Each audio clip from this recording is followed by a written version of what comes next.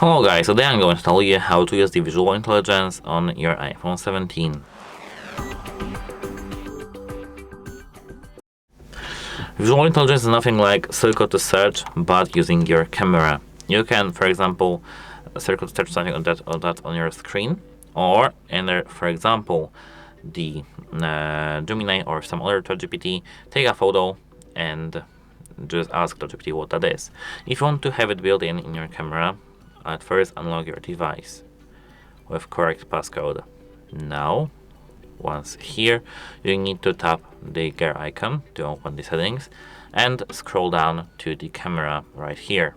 Now tap camera control and here scroll down all the way down almost to launch visual intelligence. Enable it to the press and hold. Now if we press and hold our button, we do have here our Apple intelligence with the camera, in the camera. We can take, for example, a photo of my case to the AirPods, and here we can ask the GPT what does it think about it, or search it on the internet, or search from Google. Here, as you can see, we have the real cigarettes, but I don't really want to focus about.